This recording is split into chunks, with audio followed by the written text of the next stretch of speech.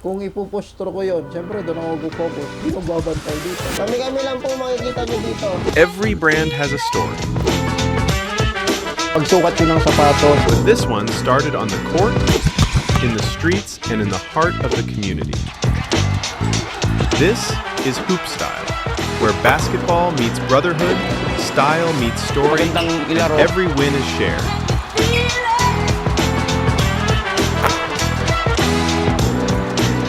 Welcome to The Movement Begins.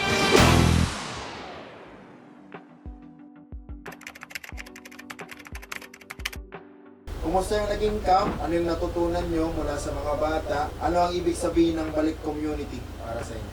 yung pagbabalik ng Hoop Style, which is Hoop Style TV to Hoop Style Sportswear na free basketball camp, siguro niluto natin ng isang taon. So, sabi ko kay Paul, sabi ko, pwede, gusto ko akong ibalik na ulit ako yung free basketball camp. Pero, Parang para mag-jawang nag-break. sabi ko, Nag-break muna. tapos parang take a break. Tapos, ano nangyari kasi, gusto ko ulit ibalik. Kaso yun nga, nabibisi din ako kasi kahit pa paano, yung 1 to 2 years kasi ng business is the most crucial part. Kasi pag napabayaan mo yon, kahit pa paano, kahit sabihin natin na maliit yung kapital na nilabas namin, masakit yon kahit pa paano. Kasi passion mo yun eh. So talagang yung isip ko, yung talagang nakafocus lang talaga ako. Kaya minsan, talagang yung ibang movement na ginagawa dati ng Hoop Style TV is talagang medyo sinet aside ko na muna. Kasi kailangan ko i-push through to. So yun na, nung nag-usap kami last year, sabi ko, kailan kaya kakuha natin may babalik ako yung training camp.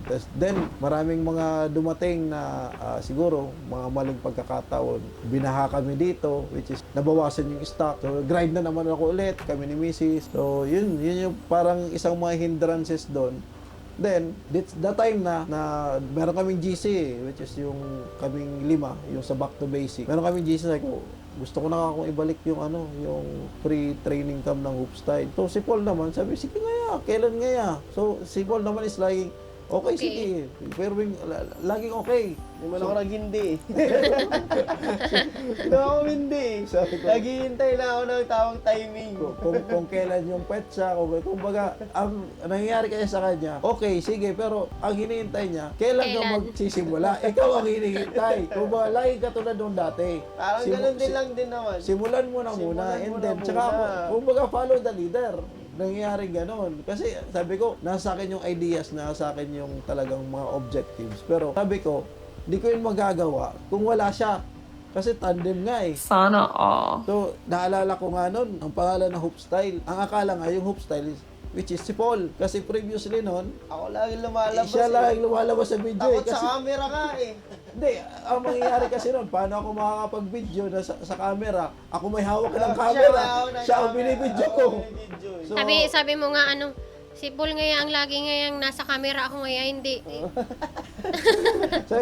Kaya akong- ngaya ang nakikilala ngayang Hoop si Style. Hoop Naalala Style nila si may ari talaga. ako, hindi po ako may ari. Disclaimer na po yun. Hindi po.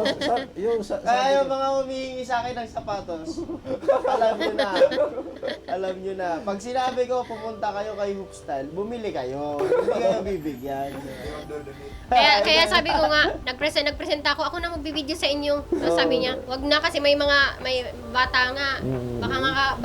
Baka mapabayaan mo. yung mga anak namin. So, yun na yun. Disclaimer po, sila po yung may-ari no? So, after ganon, ngayon na, natupad na ngayon yung training camp, which is yung jump start namin, which is San Agustin. Kasi after yon, naisip ko yon nung after namin mag-champion sa inter-team ng San Agustin. So, why not kaya ako makipag-collab ako sa SK? So, which is through SK chairman naman, Jeric Ismenda. Pag-chat ko sa kanya, okay nga, kuya, wala nga yung problema dyan. So, nag-usap na kami. The same time, tinap ko na sa ito na yon. Ito na yung right And time. then saka pala, to cut you, yung naging problema ko din nun, nung na-injured ako. Kasi hindi naman ako makapagturo 100%. Hindi makagalaw. Nag-uusap kami, siguro last year pa. Comes November, na-injured ako. So, yun siguro, Isang hindran. isang hindrance, siguro mas nasimulan namin mas maaga. Eh, sabi niya din, hindi alam ni misis niya, sinasabihan pa ako nito, gusto mo, gastusan na kita, magpa-MRI ka na. Parang, Sabi ko, wag, sabi ko nga ano sa lang kanya, natin, sabi ko, sa tamang time nga, mangyayari ulit. Sabi ko, pa-check up muna ako para kahit paano ako malaman mo kung ano ako yung pinaka-problema. Ikaw sabi niya, wag na kaya, maghihilom na lang ito ng kusa. Yung nabalitaan ko nga yun, nabalitaan ko yun, bakit ka ako hindi pa nagpa-check up diretso doon sa ano? Okay naman. Kaso nire-reject nga ako ni Pwede ngayang Paul na ipa-check up ko. Pero sabi nga, di ba, lagi namin sinasabi, tamang timing, proper timing. So, yun, after mag-champion ng hoop style, doon na namin napag-usapan talaga na sige, anuin na natin, gawin natin ulit. So with the with the help din ng mga volunteers ng Back to Basic and also sa mga namin kasi 5 kami sa Back to Basic. So which is kami dalawa. Actually, yung mabanggit niya, Back to Basic, nagawa rin yung Back to Basic dahil kay hoop style din. So, Yun naman, yung Back to Basic naman, sa ilalim din yun ng kahoy. Yo, ulit. sa ilalim Pero ng iba- kahoy, pero sa iba- ibang, ibang venue. Ibang kahoy naman. Ibang kahoy naman. Yung kanina, kahoy ng talisay. Ano kasi yun, naalala ko noon, after namin magturo kasi may nag-top na sa amin, may naniwala na, oy, ituruan nyo nga ng personal itong mga bata na to. So, ibig sabihin, ano na to, kumbaga meron ng monetary na, kumbaga kung ilan naman yung presyo. So, hindi naman kami nag-ano doon. So, go kami. Kaso nangyayari nga, yung monetary na nakukuha namin, quits lang. Kaya syempre, normally, kakain kami, mag-i-snack. Minsan nga, pansit na nga lang eh. So after namin mag-snack, panay yung brainstorming namin, dun pumasok yung Back to Basic pangalan. Kasi Pumasok yung na. objective talaga eh. Kasi, Parang si Hoop Style, saka si Back to Basic, para magkapatid yun. kasi kumbaga, ako kasi talaga, more on a player kasi talaga ako na basic lang. Kumbaga, hindi mo bibilangin yung dribbles, hindi mo bibilangin yung fancy layup. Ang So, shoot ko para nga, malaman na rin nila, si Oo. Hoop Style po sila yon, yung Back to Basic, ako naman yun. kung- Para alam nyo na. clear, oo. Oo. Kung mga simpleng ano lang. So, pag magpapatraining kayo, pag Back hindi to yung basic. sapatos nyo binili kayo Hoop Style, ay hindi ako. Hindi, joke lang yun. Pero yun po yun, yun yung nangyari nun, isang grupo lang po kami. Isang grupo lang. So, And then, mabalik tayo dun sa ano. nadagdagan nung Oo, mga... nadagdagan ng ng mga coaches din, ng mga, may coaches. mga benefactors natin. Mga coaches niya, pangalan yung mga coaches. So, yung mga coaches naman is dati... Coaches, kasi- halos dati naman nila, nakikita naman nila dati nung sa una pa lang ng ano na... Tsaka isa lang tayong org dati. Isang org lang kami dati. Tapos, yung ano naman, sa coaches naman, pagdating sa mga hoop style camp, dati lang naman yun. Ang nangyari lang, nadagdagan lang. Tapos may mga nadagdag na mga Volunteers. nag-help, mga Volunteers. volunteers. So, ang tawag namin B-Basic Players. Pero, under siya ni Hoop Style. Kaya nagawa namin yung lahat dahil dun sa pag-uusap namin dalawa. Wala namang ano dun, pag sinabi Hoop Style, kukunin kami ni Hoop Style when it comes to operation. Oh, wala na yun. Given na yun. Pag andyan si Hoop Style, pakikita nyo yung Back to Basic. So, nandun sila, Coach Neil Villarreal, Coach Big Boy Furtado, Coach Austin Arcilla, isa sa pinakabatang coaches namin. At simula nung pinakasimula ng hoop style, nandun na yun. Nandun na yun, hoop style, siya talaga. For women, so, OG. Coach Laika, Kerante. So, hindi lang naman kasi ito bata. Actually, sabi nga namin, gusto nga namin makita on our next camp. Sabi makita may mga LGBT din. Kasi lahat accepted, open kami. Kaya sabi ko kay Mark dati, eto bigay mo sa akin. Basta magpapakamp tayo, wala tayong pipiliin. Babae, No bakla, tomboy, discrimination. kung ano man yan. No discrimination. Wala no discrimination Basta tayo. passion is Oo, basketball. basta basketball. Tapos yun, dumating pa kami sa point na may mga nakikiusap sa amin, coach, paano yun, wala kami pang ano ng t-shirt, wala. Di okay lang, punta kayo dun. Accommodate namin kayo.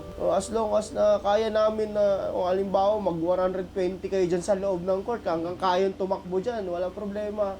Yun naman yung talagang gusto namin ni Mark na pag makikita namin maraming bata, Nakakatuwa. mas nakakatuwa yun.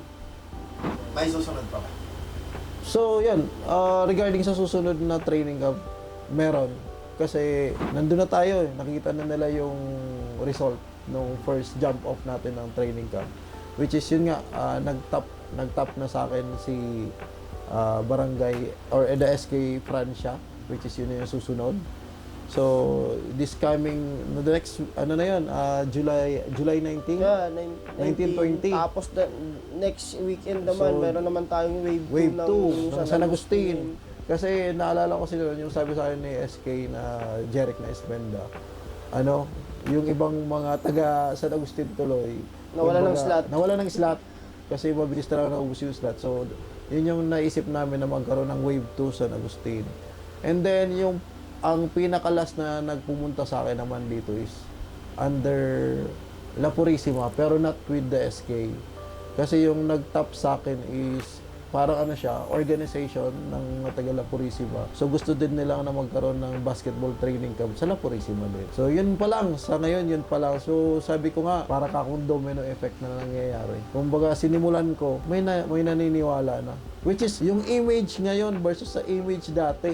Nung unang nilabas ko ang training camp na Barangay Basketball Cup Edition. Which is, kami mismo yung lalapit sa barangay. Oy, gusto nyo po ba magkaroon ng free training camp? Tapos yung dati nun, yung free training camp, isang araw lang. Ngayon, 2 days. Which is, tiga-half day naman yun. Pero yun nga lang, naisip ko na, nag-evolve talaga. Magkaiba. Kasi after nga nung nakita ang result sa Agustin, mismong SK na yung pumupunta sa amin. Kasi nakikita nila yung, dun pa lang sa video eh. Kumbaga yun, parang ano yun, proof yun. So kaya gumagawa kami ng mga ganun na video para kahit pa paano. Makikita nyo kung ano yung quality na naitutulong namin sa mga bata. So, And gusto, yun na, napag-usapan din kasi namin, kahit free siya, yung quality nung cup is there. May matututunan talaga yung mga bata at may madadala sila comes to game of basketball. pero kahit sabihin natin na not all the Hindi naman lahat kasi- ang coaches naman talaga is may kanya-kanyang specialty.